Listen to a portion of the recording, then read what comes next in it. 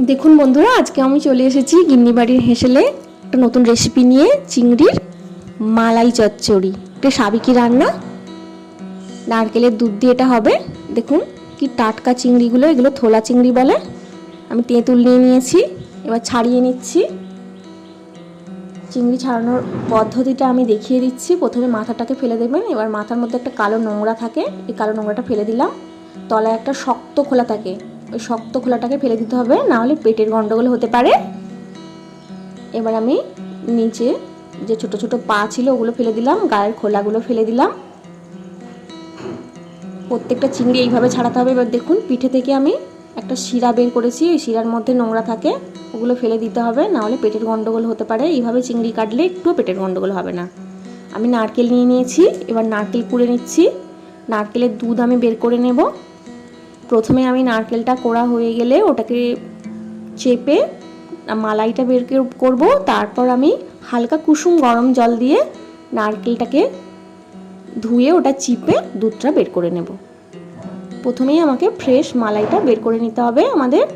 দেখুন আমি ফ্রেশ মালাই বের করছি, এতে কোনো জল দেওয়া হয়নি, ডাইরেক্ট কোড়া নারকেলটাকে চিপে আমি ফ্রেশ মালাইটা বের করে নিলাম।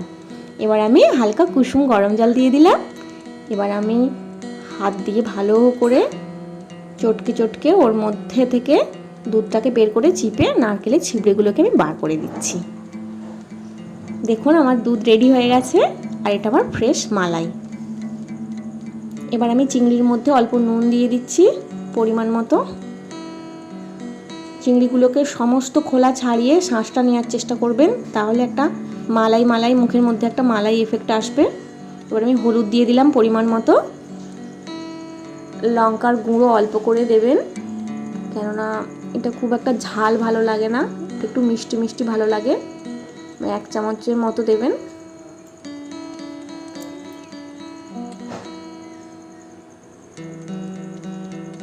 এবার আমি এর মধ্যে ধনে গুঁড়ো দিয়ে দেব, পরিমাণ মতো দিয়ে দিলাম। এবার আমি জিরে গুঁড়ো দিয়ে দেব।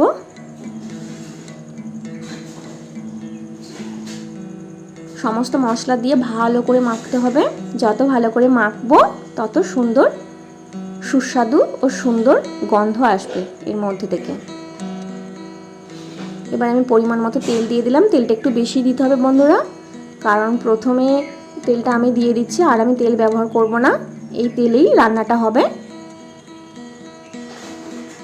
ভালো করে মেখে নেব, সুন্দর করে ভালো করে মেখে নেব। একটু ধীরে মাখতে হবে, ওপরের মাথার যে ঘিগুলো বেশি চাপ দিয়ে মাখলে ছেড়ে যেতে পারে।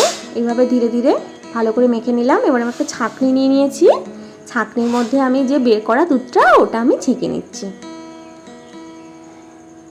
ছেঁকে দিলাম। এখন আমি মালাইটা ব্যবহার করব না,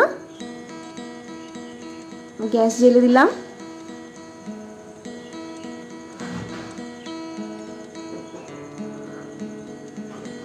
একটু হাত দিয়ে ঘুরিয়ে দিতে হবে, কারণ নারকেলের দুধ আছে, তলায় লেগে যেতে পারে।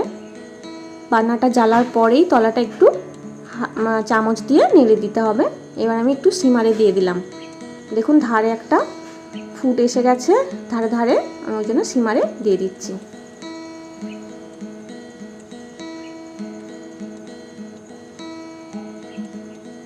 এবার একটা ঢাকনা নিয়ে ঢেকে দেব 5 মিনিটের জন্য।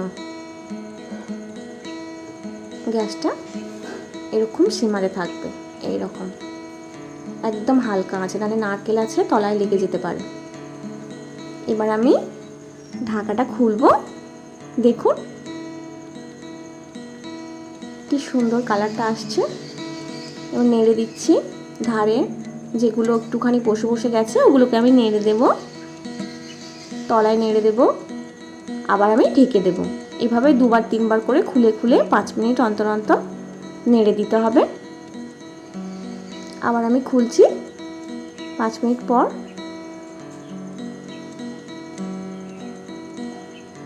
দেখুন কালারটা আসতে শুরু করেছে। এবার আমি টমেটো কুচি দিয়ে দেব। একটা টমেটো হাফ আমি কুচি করেছি, আর হাফ আমি গ্রেটারে কুড়ে নিয়েছি। রসটা দিয়ে দিলাম, পুরোটাই একসাথে দিয়ে দিলাম। কোচানো এবং রসটা। এবার আমি আবার ঢেকে দেব। 2 মিনিট পর আমি খুললাম, একটু সর্ষের তেল দিয়ে দিলাম। প্রথমে আমি তেল অনেকটাই দিয়েছি, এখন অল্প পরিমাণে দিলাম ফ্লেভারের জন্য। এবার আমি মিছরির গুঁড়ো দিয়ে দিচ্ছি। রান্নাটা আমাদের হয়েই এসেছে, শেষে আমি মিছরির গুঁড়োটা দিয়ে দিলাম। যেহেতু আমাদের গিন্নি বাড়িতে চিনি ব্যবহার করা হয় না, মিছরির গুঁড়োই ব্যবহার করা হয়, তাই আমি মিছরিটা দিয়ে দিলাম। আপনারা চিনিও ব্যবহার করতে পারেন। এবার আমি ফ্রেশ মালাইটা দিয়ে দেব। পুরোটা দেবো না বন্ধুরা, অর্ধেকটা দিলাম, আর অর্ধেকটা রাখবো আমি লাস্ট, এটা ডেকোরেশনের জন্য ইউজ করব। ভালো করে মালাইটা দেওয়ার পর নেড়ে দিলাম, আবার একটু ঢেকে দেব। 2 মিনিট পর খুলছি। 2 মিনিট পর দেখুন,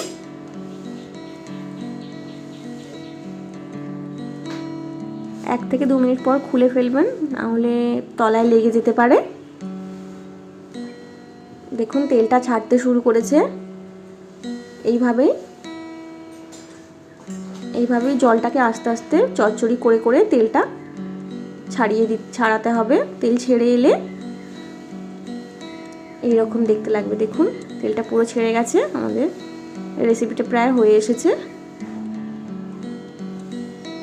এবার আমি বাটিতে সার্ভ করব।